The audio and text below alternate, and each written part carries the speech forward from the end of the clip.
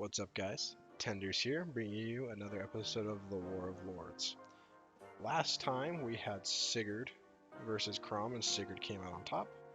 And this time, we're gonna have him face off against Alm, but not Echo's Alm, Gaiden Alm. Because statistically, Gaiden Alm is just a little better when we do the math. So let's do this. I discussed Sigurd at length in the previous War of Lords video, so if you're curious about him, go ahead and watch that. But here are his bases and the FE4 bases, as well as his growths and FE4 growths, and if you're interested, you can take a look at that. Suffice it to say that he has really good bases for his game and respectable growths for his game, and he starts off really great and ends really great in your party. But let's move on to Alm. Alm, or Arum, as Serenus Forest has him named in the FE2 database, is really good in FE2.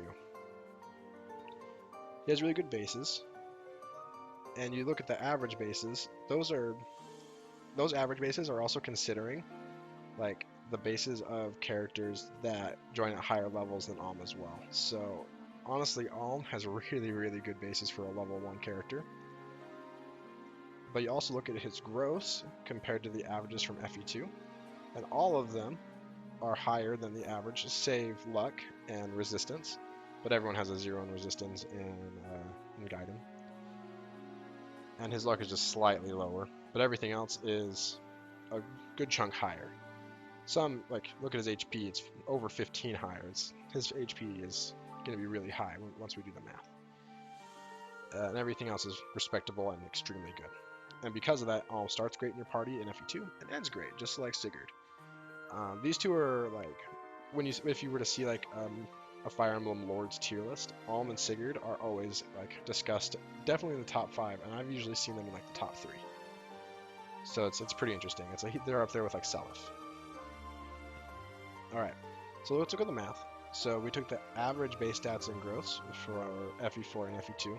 So the way we got those is adding the stats of every single character from both games and dividing it by that total number. So that's how you find the average number, right?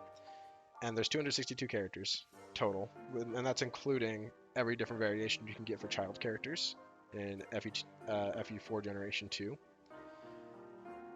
And we use those averages from adding both games together to come up with new stats for Alm and Sigurd that kind of put them on a level playing field and put them in the same kind of put their stats through the same like equation to make it so that it's a fight that makes sense, and it's like as if they were in the same universe, in the same world, using the same kind of stat balance. And you can look at that equation down there. I go into more detail in the Marth vs. Roy video that you can find on my channel. So if you're interested in learning more about how I come to get these stats, go ahead and check that video out. But otherwise, let's check out the corrected stats. So you can see I have it listed as the top row for each character is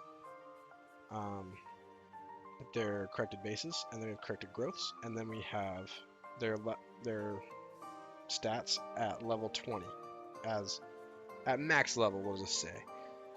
And to make it a more level playing field, we gave them both the same amount of levels. And you may be saying, why does Sigurd get that many levels if in game he only gets 30? But because everyone else in his game gets 30 as well, it's fair to assume that their max level would be equal to FE2's max level, if that makes sense. So Sigurd at 2020 here should be equal to Alm at 2020 since we corrected all the stats.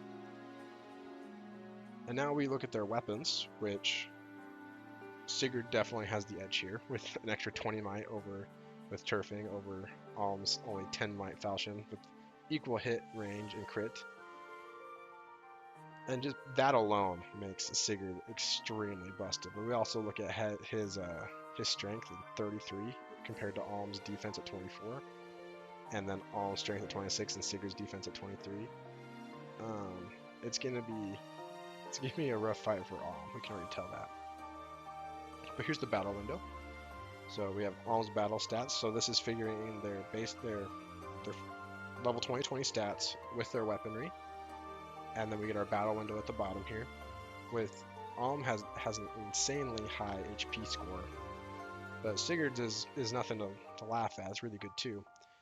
But Sigurd has that 39 attack, which is like the difference maker in this fight. Turfing is so crazy strong. 30 might is busted. And if we added in the plus 10 speed that Turfing normally gives Sigurd, Alm wouldn't be able to double. But I decided to take that out of the equation to make this a little more interesting. And also, because I'm not calculating weight into Sigurd or Alm's attack speed, I figured it was fine to take out the turfing speed, and honestly just makes this a little more interesting. They both have 100 hit, so it really just comes down to who attacks first and who does the most damage. And because Sigurd has a horse, has a mount, he's going to be able to attack first. He has the higher move stat at 9 compared to Alm's, I believe, is 6. Might be, no, it's 6. And what it comes down to is Sigurd 3-round KOs Alm, but the thing is, Alm 3-round KOs Sigurd as well. So it really does come down to who attacks first. And as we can see, the winner is Sigurd, being that he'll deal 39 damage, Alm will deal 26, Alm will deal 13, Sigurd will deal another 39, Alm will deal another 13, and then Sigurd kills Alm that turn without Alm being able to retaliate. If Alms could somehow dodge it or whatever, but he can't because 100 hit, he could jump in and kill Sigurd, because at the end of the battle, Sigurd is left with only 10 HP, which actually ends up being perfect because Sigurd's weapon turfing gives him the skill Prayer or Miracle, which for every point under 10 HP that he has, he gets extra Avoid. So Alm's hit would go down. So really, it almost works out perfectly in Alm's favor, but Sigurd just barely edges him out with that insane attack stat. Well, thanks for watching, guys. I really appreciate it. Thanks for making it to the end.